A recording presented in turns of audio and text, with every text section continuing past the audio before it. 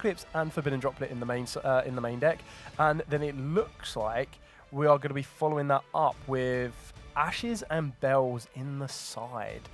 So we've rolled those all-important dice. We're now going to see who gets to go first, and it does look like Hamed is going to be going first with his Vanquish Soul Canine strategy. Starting off pretty strongly here with a reinforcement of the army. Any hand starting with Raisin, that's a win in my books, isn't it, really? That's the core of the deck, I would say. Yeah, you've got these new fancy tools with Holly Sue and more copies of Jowlong and all these really cool pieces of interaction that you can like work towards, but it starts with Raisin every single time, right? You want that Raisin in your opening hand. So here we are, starting off with Holly Sue Reveal Raisin. What does that telegraph to you? I personally would see that maybe there's not as many Vanquish Soul cards in the hand, potentially. Yeah, I mean, instantly gets met with Dominus Impulse, but that's not... I'm assuming that's not plausible on this one here. But what it does tell me, as you're revealing these, is that he has a very, very shiny Raisin, a very, very shiny Reinforcer of the army, and he's backing it up with a Starlight Holly Sue as well. Here comes the Infinite... So this is quite interesting because Jay has revealed that he does have the Dominus Impulse in the hand. He's now revealed the Infinite Impermanence. The Infinite Impermanence is, of course, going to negate the Raisin.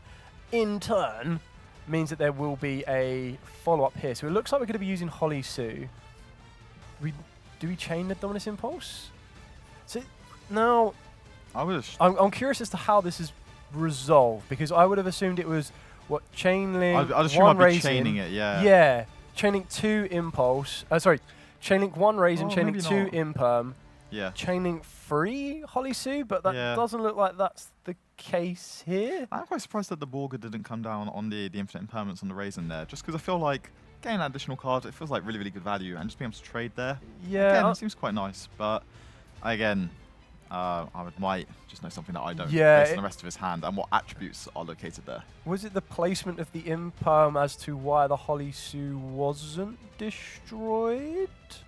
I'm just trying to, because we can't hear the duelists in how they've kind of navigated their change. So obviously, from my assumption, it was the resolution was Imperm was already in the grave, but that might be because Jay moved it straight to the graveyard. But I agree with you. Their assumption would have been that you chain the Holly Sue, and then you chain the Borga. There's no way you let the Holly Sue get destroyed on that one. So that looks like exactly what's happening here. We're going to be going into the Rock of the Vanquished, and then being able to either summon down from the hand or return from the graveyard to the hand, which is exactly what we've got here with the Borga. What I love about the Vanquish one, I've always quite liked the art style, it's obviously designed over the back of like battling games. So like side-scrolling one-on-one games, which I think is really, really kind of cool. And I love the whole aspect of trying to tag out your monster. It's always when you brought in your side characters. So if one of your main characters was a little bit low on life points, you kind of tagged that back out for a stronger one to try and give you that second burst of wind. So it's very, very interesting here. We have seen the trade-off of another Imperm on the Rock of the Vanquish, which is quite important here because the Rock of the Vanquish, unfortunately, is not a Vanquish style monster, so it cannot like bring itself back with a Borga to dodge this targeted effect, which also then stumps Ahmed a bit now because they're kind of forced to use the Rock of the Vanquish to, well, summon from the hand or bring back from the graveyard, but with nothing in the graveyard, nothing's coming back. And I think this Mitsurugi ritual to start the turn off is such a big thing because for me at least, whenever I'm playing the actual Mitsurugi deck, I want to start my turn off by going Ritual, Murakumo, let's go. And that's how I want to start every single one of my turns. And I think this being like the initial way of how Jay is like tackling this field, I think it's a really good play. Yeah, I think it instantly forces your opponent's hand because, like you said, that Murakumo is such a big threat to basically reset the field. You get to go again with a complete clear field. And it then puts Ahmed into this position where he now needs to decide whether he returns the Raisin to the hand, bring himself a new monster. We do know that there is a Holly Sue coming in the hand. Do you fear the Murakumo now that you know you've got the Holly Sue? I think there's a lot to really think about here because from what you can see based on Ahmed's hand there, you see there's an Ash, you know there's the Borga already, there's the Holly Sue, but then if you summon the Holly Sue before you use the Ash, you don't have the attributes anymore. So I feel like you're kind of like backed into this corner almost where you need to commit these cards, but whenever your opponent just drops Mitsurugi Ritual, what do? Because like you just don't want to waste those cards that are so pivotal and that the attributes especially, when that Murakumo might come down and essentially wipe the board, right? Yeah, exactly that. And it looks like we've used the ritual. Was it the ritual from the hand using the materials from the deck, correct? So I do find this quite interesting because then the next ritual play can ritual from the deck but needs to use the materials from the hand or the field, correct? Yep. So could a Holly Sue taking control of the Futsu cause a massive issue here? I'm not sure like how much of an issue it is, but it definitely doesn't seem great.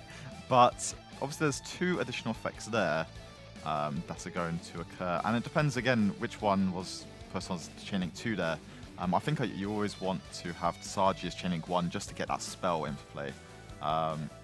But revealing that there was another Raisin in the hand there, again, you've still got the attributes at that point, right? You've still got a Fire and a Dark, and then it's just depending on really where the rest of your turn's going to go and how you're going to interrupt here.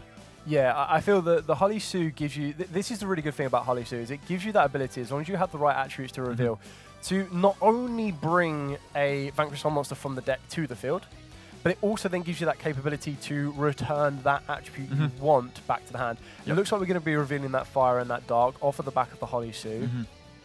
It depends really, because I guess like the most influential card here would be maybe Mad Love, right? The only thing I'm surprised about here is that it didn't get a summon off of the Holly Sue, or maybe that trigger. Okay, there we go. It is coming back here, and then there will be an additional summon here, I would presume here. So yeah, I feel that the Raisin gives you an attribute of your choosing, depending on what you want to go for. Yep. You still have the Borga to return. I feel that the very big important thing that you have mentioned in regards to the Borga is, ideally, in a scenario like this, you need a Dark attribute in the hand. So searching out the Mad Love will probably be the most ideal target, even though Jiaolong is slightly tempting as well. I think you have to kind of fight back those temptations and those urges to go directly for what you know is going to be the safer option. Working your way presumably into Mad Love, returning Mad Love to the hand. Ooh, go for a Caesar Valius instead. So now we've got Earth, Dark, and Fire. A little bit of everything there, right? And I think that's kind of just what you want to be aiming for here as well. I guess the other thing from Ahmed's point of view is there's now 2 level 4s. Not knowing maybe that this is a pure variant of Mitsurugi, right? There's now 2 level 4s on the field that could, in theory, just get you into that Rise Heal combo, right? Yeah, get you straight to duo. Here we are. We know that there's no Rise Heal cards within Jay's deck, so it's not as scary from our perspective. But if you're looking at down as Ahmed, I'm terrified. Yeah. So are we revealing... you've got to remember as well, we still have the Raisin effect. Yep. Now that we've got all of the attributes required, the Raisin still has the ability to clear in the same column, which looks like what's going to be happening here. Then we'll have a non-target destruction with the Caesar Valius if the Caesar Valius returns the correct card. And obviously, so we've got the Mitsurugi level 4's effects there, just a tribute to stop another card being destroyed. Yeah. It's like a really, really strong hit again, because that Futsu is bringing it straight back onto the field. So we're just going to continue to see how Jay is navigating this. Still, a lot of cards still in the hand to be played. Yeah. So that's the scariest point, at least from where I am on Ahmed's side of the field. Agreed. I think with Ahmed as well, the one thing you're doing with your Vanquish Soul cards is you're always giving your opponent the knowledge of exactly what you have. So bit by bit, you're showing to them, oh, I have this interaction for you. Now, this might be the dreaded moment that he was expecting, which kind of gives him a bit more of a surprise because it's not a duo drive. It is going into the Light Dragon Agnista. This does have a really nice effect, which is why a lot of people do choose to use it, is if a monster you control will be destroyed by card effect, again, you get to detach material from this card instead. But you also have the ability to detach material to then destroy face-on monsters your opponent controls up to the number of Agnistas monsters you control, including itself. So it is 1-for-1 spot removal. And it looks like Ahmed is going to try to use the Caesar Valius here to non-target destroy. But I suppose this is what you meant at the start, where the pure Mitsu just have a really, really good matchup into the Vanquish Souls for the pure fact that they want to constantly destroy. And a lot of the Mitsurugi cards and then a card like Agnista say, I can protect the destruction. Yeah, exactly. And it just feels like, card economy-wise, where we're at, Jay kind of only used 1.5 cards really here, right? Just activating the Mitsurugi ritual at the beginning of the turn, and then just summoning the Futsu from hand. And you're seeing here, like, there's a prayers coming down. There's loads of cards and lots more options, I would say, for Jay to take on this game. Especially as, from where I sit at least, Ahmed's kind of out of options now. Yeah, it seems that Ahmed might have burnt out all of his resources. The Holly Sue's already used its effect in the hand to summon itself down, so that's not going to come back to frighten Jay at the moment. I feel we still have Borga, I believe, can summon to the field, but yes, this is the big difference, is usually in a state like this where the burn damage of Borga is not going to be such a big impact, right? Exactly. You're probably going to be trying to use Borger as a draw, but because we don't have the attribute there, the dark, exactly, yeah. So that additional unknown card that Ahmed could have got access to, unfortunately, isn't there. Maybe that could have been a turning point in this game, but even then, the Caesar Valius is so strong in its own right. The non-target destruction might still put Jay on a bit of the edge, that if he does not go into the right monster, it could get destroyed. But that light Agnister is putting in a lot of work here. Yeah, and I think that the big thing here as well is that what's about to happen, at least in my head, is that Murakumo is so close to being summoned, right? And really, that just wipes all of Ahmed's monsters on the field, and there's already enough really for game at that point, right?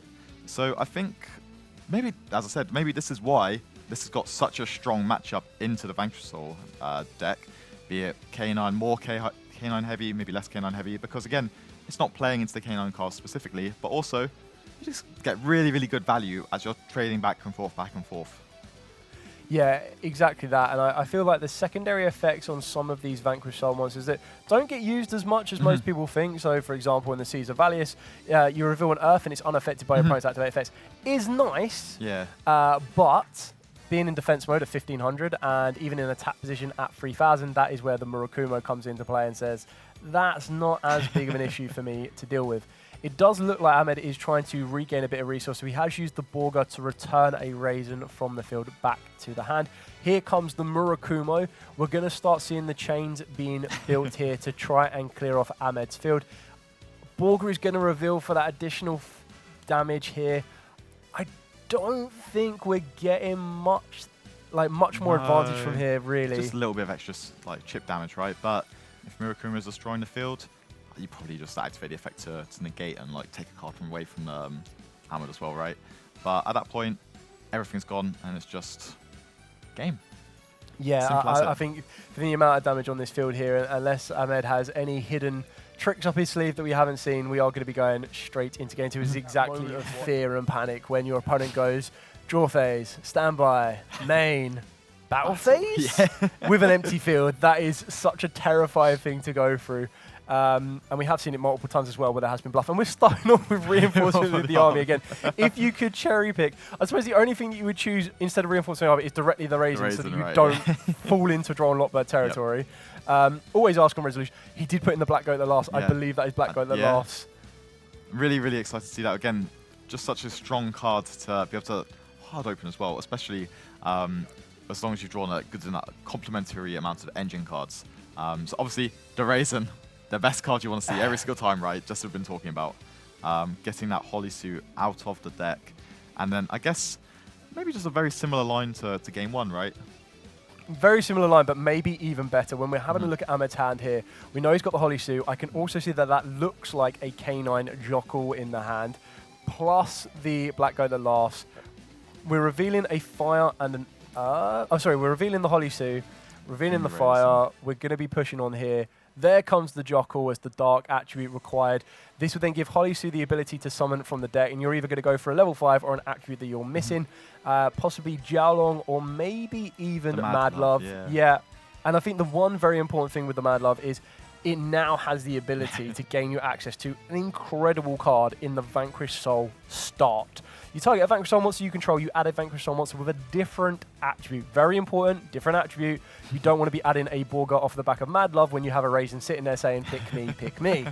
So if a Vanquish Soul monster or monsters you control would be destroyed by battle or card effect, you get to reveal a Vanquish Soul monster in your hand instead. So the benefit of something like that is when Murakumo is such an imposing threat to clear off your entire field, you're able to go, whoa, reveal, protect, and keep on going. I think the big thing here is, as we see that Starlight Xiaolong or Cross Century Ray even, I think the big thing here is just, does Ahmed respect Nibiru the Primal Being here? Or do we just kind of say, they might have it, but let's just go and do the best possible turn I can do? I guess this is it. So this is where you go into the Ripper. So I think Ripper is definitely the cautious moment. So your 5th summon, you respect the Nibiru, you protect from it. And we already know they've got the Jockle in the hand. So all that is missing is another level 5 monster. That is very easily accessible thanks to the K9 Ripper, which I think you'd probably go for Izuna here, right? Because I think so as a well. leaf with the Izuna hits the field, you then send the Lupus from the deck to the grave. That then sets you up with another way. Even if your opponent is not activating any cards in the hand, you're getting rid of a card that you probably don't want in the deck.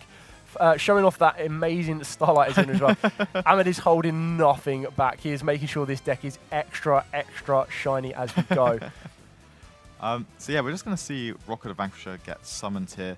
Again, the big thing here is you just always want to make sure you've got that plethora of attributes located within the hands just to ensure that you can do whatever kind of disruption you want throughout your opponent's turn, right? So we're going to see the Joker come down here. Everything's going to happen. We're going to see another rank 5. What kind of rank 5 do you think we'll see next? Well, I'm not sure if you go... Do we go directly into a rank 5? Do you prioritize the Pair Dice Smasher in this position? I'm not the biggest fan of Pair Dice Smasher. I know what it can get and I know how it goes through. But again, it's one of the ones that you kind of put a lot of your eggs in one basket. Because if that Pair Dice does get stopped, or even if you make it with 2 materials and not 3, like 3 is a bit more of a guarantee. In here, I feel we're probably going to be seeing a rank 5 that is going to lead to either extension or more negation. And that's exactly what we see here with the Nash Knight. Yeah, I think this card is like really, really cool just with how it's so like unconventional when you think about Yu-Gi-Oh cards, right? This is Nash Knight, which generally can just like attach a card to it as an XYZ material. We don't often see those types of effects, right? And obviously it's going to go up here and it's going to go into the C104, I believe it is, isn't it? Correct. So exactly as you mentioned, the one really nice thing about Nash Knight is it does give you that ability to play cards like the C104 or even just the C numbers in general that say if you have this very specific number as a material, you get an additional effect, and that's what we're going to be seeing here. I would be amazed if he doesn't decide to go down that route, but going into the C104 Umbral Horror, it does give you the ability to Makumo back your opponent, I would say, because it has that additional effect. Yes, you negate a card effect on the field, but then you also take away half your opponent's life points and then force them to discard a card at random. So very, very good way of being able to pull those apart. It looks like we are going to be able to present another rank 5 here as well. Do you go Valon? Valon's a really good card here. It might just be, you might just have to go for the Valon here, really.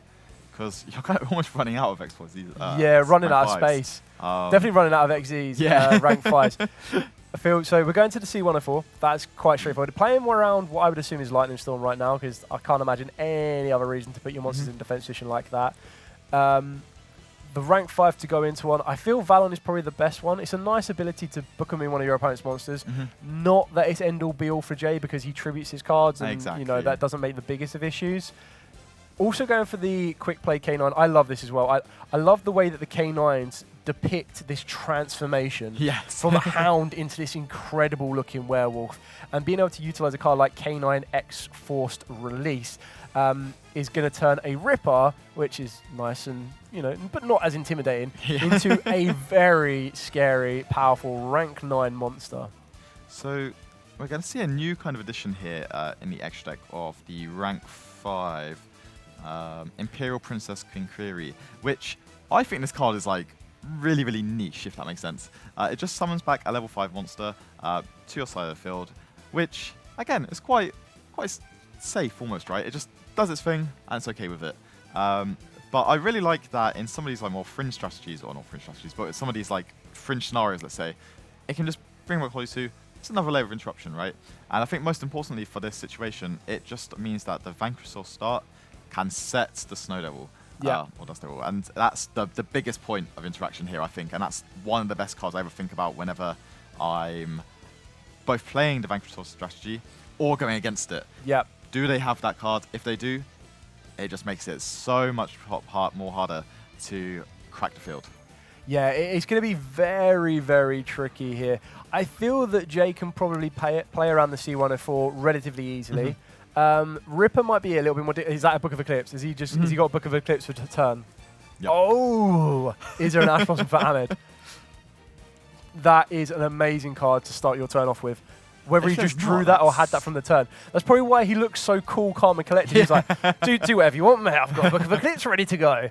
So when you see it, there's, 5 monsters, the Rock, and then there's the Snow Devil set, the Release set, one unknown, I believe. And when you think about it, it kind of gets rid of almost all of those, right? I think it clears everything. The biggest mistake that it looks like Ahmed might have done here is by having all of his zones locked up. The Rock is completely shut off. So we're going to be activating the Black Goat that laughs. Going to be interesting to see what we call here. Probably the Murakumo. Yeah, I would most likely assume it's going to be Murakumo here. Yeah, so confirmed that there was Murakumo announced. I do not blame him for that one, because the Murakumo with all of your monsters face down is just going to clear everything off from scratch. Now, if I'm Jay, there is no way I let this go to the end phase. With that entire full field. I am not letting Ahmed draw 5 brand new cards. So is it... It's got Lightning Storm as well. So the big thing about the Black Goat Laughs here as well is, although Murakumo is called, you can still summon the Murakumo from the graveyard during this turn. So there is still a way to destroy all monsters on the field. It's just, can Jay's hand facilitate that? And that's what we really need to see now. Obviously, it's almost every interruption has been turned off now. So it's just... especially with the Lightning Storm coming down as well. He's trading one for many in this scenario. We've just traded a Book of Eclipse for what I would say is guaranteed 3 disruptions here. Not even including the Mad Love. That's 4 disruptions.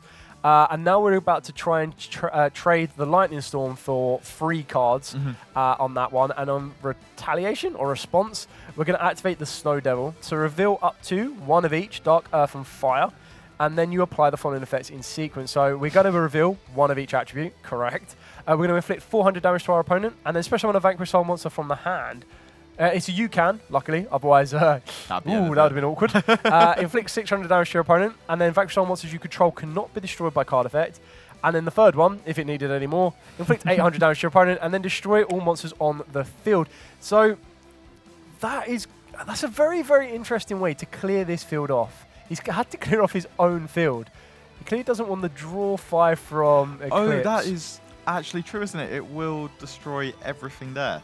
And, I mean, I guess it's almost doing Jay's job for him, right, in some respects. But I guess the net positive here is that they'll be able to activate the Holy Sue in hand, potentially, and then start getting more monsters there. So this is quite interesting. I think they're asking this question here is, the second bullet point on the trap card means that your Vanquish Soul monsters cannot be destroyed by card effects. However, the Vanquish Soul monsters are face down. They're not Vanquish Souls. So they're not Vanquish Souls, Nope. so they can't be protected, and they don't flip up. It would be the same as if you activate Raigeki on that particular field. Exactly. It would clear everything off, and I think Ahmed might have been a little bit confused on that one. Yeah. But I feel everything is going to be cleared here, which... there might be another Holy Sue in the hand. I can't remember if there's a Holy Sue in hand or not. Or if not, then it's looking very, very, very good for Jay here. Yeah, I think this is a kind of a misstep trade-off here. Maybe Ahmed felt that he could have kept his monsters around for the trade-off preparations. The pre-preparation of Riots, which for me, I think this is one of the best Mitsurugi cards, right? I'm a big fan of Cormac Adams' deck list from UK Nationals, getting first place there. Made making 3 of this card within the Ryzel variant, and I think that's such a big change compared to what you'll normally see with 7th Tachyon, for example. But I think this card, although Get It Mirror may not be the best card that you want, just being able to always get whichever ritual monster you want, be it the Habakiri or anything else that you might want here, going for deciding to elect for the Murakumo in this situation, which just have to make sure that it does not get summoned from anywhere but the graveyard here. It's just such a strong card. It's so strong. So this is also something to really consider, is that turn 1 play from Ahmed really did put everything on the field. And as you mentioned previously, we were running out of rank 5s. Yes, yeah. So the only thing I can see in his extra deck that would be worth summoning here would be maybe a Typhon. But I can't imagine Jay on pure Mitsurugi is going to be summoning from his extra deck once, let alone twice. Exactly. So the next best option on that one is a Valon, and the benefit of something like Valon may allow Ahmed to survive another turn, because we know that there is an Azuna in the hand. We know that there will be some sort of field presence from Ahmed. It won't be an empty direct hit to the life points. The Murakumo, as you've mentioned, can't come from the hand. It has to be coming from the graveyard to play around the Black Goat that laughs.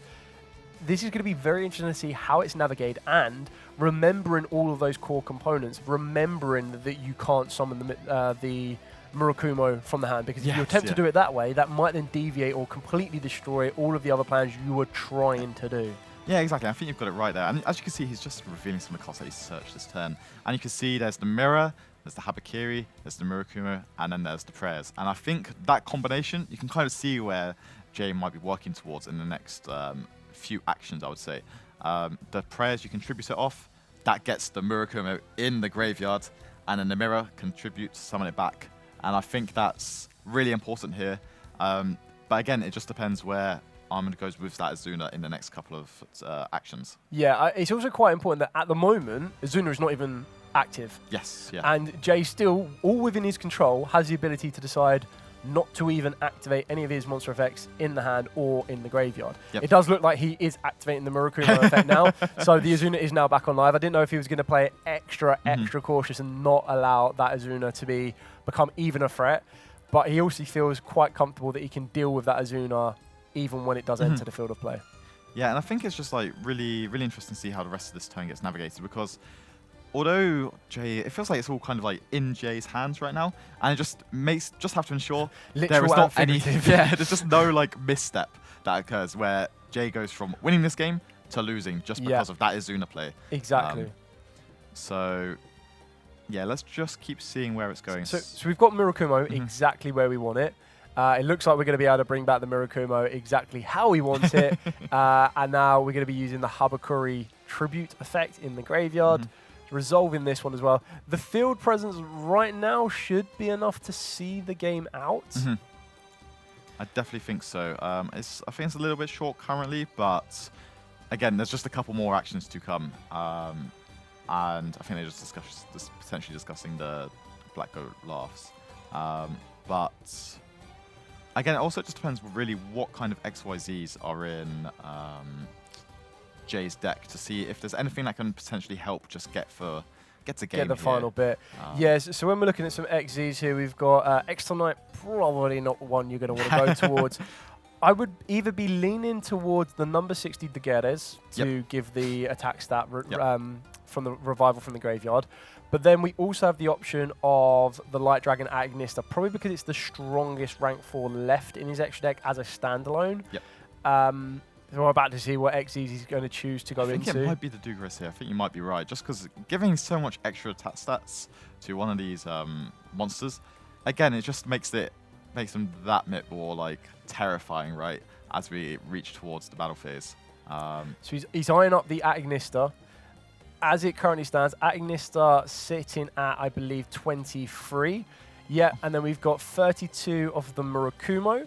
We've then got the 2,000 off of the Futsu, and then adding that back to the... I think it's 1,500. 1,200. Amarasa is at 1,200. So this is enough to see it out, but we still have the Azuna or the Lupus to come back. Yep, and I guess that the big thing here is that the big thing here is, I guess, only one monster has been summoned from the extra deck, so we know that there's not really going to be a Typhon coming down, right? Correct. I do think that the Valon might just be the best play, but obviously at this point you are going to have to discard a card as well. I think he's going to be looking at that Typhon, which he's either looking at Typhon or he is looking at what he has left. And I agree with you. He may not have realised that only one has been summoned from the extra deck. This is big as well. The Megatama to destroy is the trade-off. Yeah, and I think that's just basically just like confirms it should be the game here, right? There's still I still believe that I believe Ahmed has an Azuna in the hand, so there is still one line of defense, but I think we're in the battle phase now. Yeah. So it's declaration of attack. So 3, 5, 6, 7, 7, 5 damage as far as I can calculate. So I mean, it did allow him to survive one more turn.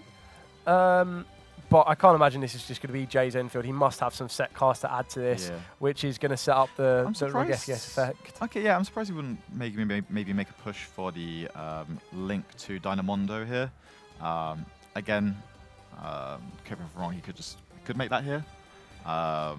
Yeah, make the Dynamondo. Has he clogged out his extra zone? Dynamondo's just one ritual monster and then any other monster, yeah. So it should be kind of okay to push into that. 2 monsters including ritual, yeah. Yeah. but I guess maybe just electing to keep these on the field and not like maybe just not lose to any potential like DD Crow or that type of effect. I feel keeping the Agnista on the field as well is still quite important because as we see it, the Agnista is in the same colony as the Futsu, which is exactly what we see here. Raisin now, rather than threatening one, is going to threaten two at the same time. Now, the Agnista, it looks like a very, very good call from Jay to keep that card in rotation to be able to protect the destruction in the column. When do you choose? So, as we look at this field, just on the face value of this, you can imagine that the set card is possibly going to be the Prez. So when do you choose to use that Prez to tribute off the Murakumo to then present the most value, I guess, right? I guess the big thing here is also just, you've got the Murakumo effective discard card. When is that the best, like when can you get the most possible value out of that card? I think that's another big thing here as well, because obviously Ahmed still has what looks like 4 or 5 cards in the hand. Yeah, I think there is I think this is quite important actually. So it looks like the Light Dragon Agnista, you control would be destroyed by card, you detach a material from this card instead. But it can't be a replacement if it includes itself. Yeah, you might be right here. I'm always, whenever it's any of those cards, I always think back to the old Proxy Dragon. Yes, exactly. That is the one I'm on. Proxy Dragon with Raigeki. Can it protect itself? Can it destroy itself? Yeah. All of those in between. So, but as you said, Ahmed still has a very, very full hand here. So a full hand of 5. We know one of them is the Holly Sue. Trying to see a bit of a glimpse of what else could possibly be in there. We're going to see the Borga on this one. Yeah, I'm quite surprised made by the aggressive Borga here. Jay now deciding to use the Murakumo to discard. Why do you think you'd go for the Borga here? I guess just maybe trying to force another draw through just to see what your options are before like trying to push further into the field. Yeah, I feel going for the draw, the draw off of the Borga, it could be quite valuable. It's also trying to remember exactly what is left in the extra deck. I think the resources are so incredibly burnt right now. That's true. For Ahmed, that we're really kind of skating thin. And what we mean by that is, so the Pair Dice Smasher, probably not going to be that effective for you. Valon may not do a lot. I feel the best thing you could possibly aim for here is the Zeus. See, in order to get Zeus, all you need to do is attack with any Vanquish Soul monster, and then rank it up into the Vanquish Soul rocks. And then, sorry, you need to attack with an XZ. So you would need to get an XZ on the field first, which from looking what is left... Yeah, there's not many options left, I think Valon is the only XZs left that you could actively make that could declare an attack that's worthwhile. Got Rocker the Vanquished. Maybe not so much, I think he's already got all of the Vanquish Soul monsters he wants in rotation. The loss of the Vanquish Soul start is obviously quite big here as well, because there's no real way to get that back into rotation. And I guess it's just starving off potential attributes as well, right? Yeah. That's the big thing here. It's just, well, obviously a lot of cards in Ahmed's hand, but are they all the correct attributes? And that's the biggest thing about this deck, isn't it? And it's tagging in, tagging out. It's trying to summon the Caesar Valius here. I don't feel he has a Dark in the hand. I think Borga was the only Dark. So there's a Borga, there's a Raisin. Oh, no, there's one of each right there. So but that's the Borga that's just returned to the hand from the field. Yes. So I mean that the Borga didn't reveal a Dark to draw a card. So I think it's Holly Sue, Raisin, Borga, and the Caesar Valius is now on the field, and one unknown in the hand that we don't know. But I would have imagined if you had the Borga on the field, you would have revealed a Dark to draw a card. And I think Borga was the only Dark, I guess, then. Yeah. So I guess the thing is here, right, if you're Ahmed, you're kind of trying to push into the prayers and in the spell and trap card zone, right? Try to get rid of that. Oh, it wasn't. It was Book of Eclipse. That's interesting. Yeah, really surprising that there wasn't a link summon. But I guess as you were saying, Oh, there was a Dark. Is that Joku? That looks like Joku, yeah. See, we've been saying that this seems like it's in a really good position for Jay, but now you never know, right? What's happening with the rest of this turn. And we do know, I believe there's a Raisin in hand. There is and there's a Borga Raisin as well, right? Yeah, there's a Raisin and a Borga. The Borga's already entered the field of play. Yep. But we've got the Fire and the Dark attribute to reveal. So there's still a play here for Ahmed to use the Holly Sue to summon from the deck. And then potentially, again, it's just trying to get more bodies there to try and just advance the game state and start like picking away at what Jay has, I would say. Because obviously there's the add off of the Saji, and then there's the reborn just happening now. Going to get a lot of advantage for the next turn that's coming up. And it's just if Ahmed has the chance to just make that big push and try and push for it now. Yeah, I feel that Ahmed probably feels that pressure is that exact case, because you're in a good position right now against Jay that there isn't a way to tribute off the Murakumo. So that Raigeki-esque effect is not going to be a factor right now. Yeah, now you just have to pick the field apart bit by bit and make sure that Jay can't return. But as you've already mentioned, we're seeing Jay recoup his resources for a scenario just like that. Exactly, and obviously there's a Ritual and a Murakumo in the hand now as well, which are going to be very, very impactful just for, again, just clearing the field on the follow-up turn, right? Those are some of the best ways to start the following turn. Just Ritual, Murakumo. It's really good. Yeah, exactly that. And I feel one thing that either Ahmed remembers and is keeping it very, very secret, or may have forgotten, is that there is a secondary effect of the Black Goat that lasts. So you get to banish it from the graveyard to declare a monster card name. This turn, neither player can activate the effects of monsters on the field with the original name. So you can probably survive another Murakumo Raigeki-esque effect. Yes. But even then, is that enough? Is that enough? Yeah, I think it's quite heads up as well, just from Ahmed, and just like how do they want to proceed with this, especially because I guess you could have been maybe a bit more proactive with the Black Goat's laughs there and like calling it on the Futsu, just so that they can't keep getting these additional monsters on the field, getting that additional value, which is what Jay really needs to crack back in the following turn, right? Going to use Valon here, and then I think that maybe just pushing for that Zeus play potentially. Yeah, I think we have to push for the Zeus play here, because what we're trying to do, the reason that we're going to be putting the Agnista face down is that the monsters can now be destroyed by card effects. So I'm assuming Ahmed is going to try and pick cards off bit by bit via destruction effects to then be able to leave Jay with nothing left on the field, and then Ahmed stares down with a Zeus backed up with a Caesar Valius destruction and Holly Sue in the hand for a reveal and possible monster kind of take. But are we linking these off? Oh, I really like this. So we're going to use the secondary effect of Valon here, I believe. Yeah. And then really good play, actually. I'm a fan of this, actually. I was initially thinking maybe it's a Zeus line. But yeah, just being able to get some additional value here from that SP Little Knight. We've clogged up our own zones. Did we forget the Valon as well? Yeah, I think so. The Valon is destroy a set card, correct? I believe so. Let's double check. I think he was initially going for that route of play. Yeah. Is it a mandatory? I'm just trying to figure. If only. If you disintegrate, you can target. Yeah, I think we're trying to. Yeah, Ahmed was trying to go back to that one to try and destroy the face down, but unfortunately missed the timing on that one. The SP currently looking at the extra deck zone is really important there. Yep. So there's a couple of missteps too many. Yeah. And I guess, was there a copy of Holly Sue back in the hand here? I cannot remember off the top of my head. So it looks like there's a Azuna or a Jockle.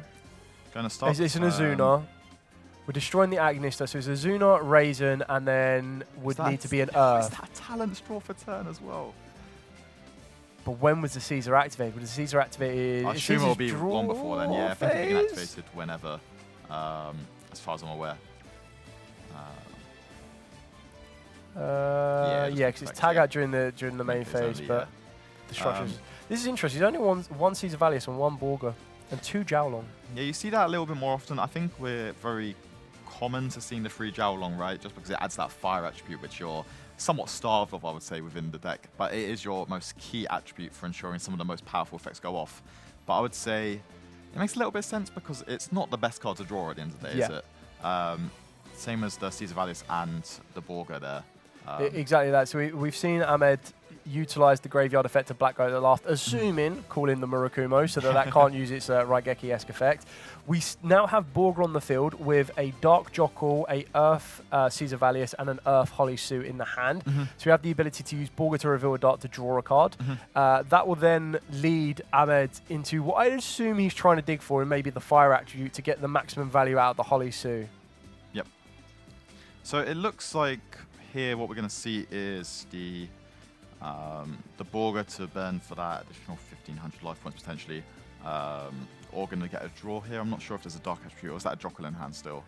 No, it looks like it's still the Jocko in the hand. It looks like we decided to go for the burn. This is quite interesting because it now puts Jay on a bit of a clock. That if he does allow it to go back to Ahmed during the next turn, then Borga could just burn the final final piece off. We're checking here on the resolution of Triple Tactics talents. Are we? Is Ahmed worried that we're looking at the hand? What is? So I'm going to assume it was to take control. Oh no, it was the hand. So the Valis is going to. It goes back to the deck. Yeah, so the Caesar Valis goes back to the deck. So he's looked at the hand. Okay, sorry. So we've chained the Azuna to the talents to summon, so that couldn't be put back to the deck. We've resolved the talents returning Caesar Valis to the deck, and now we're going to continue to resolve. We've still got. This is quite interesting here because we've got SP Little Knight to remove some resource here. The Azuna's not really doing a huge amount because the Lupus has already been banished because it was brought back earlier and then left the field without it being an Xyz material. I'm not sure where I'm we not go. sure about the card added back there. I think it added back the Magatama, but I'm not actually sure if we started the time with prayers, correct? Yes, so I don't actually think there's a way to. Oh, there we go. Typhon. That's your answer for everything. Borga back to the hand. Attack overwrite. Yeah. Yep. So now it's got. This is still the biggest downside though because if Ahmed is how big is the Azuna?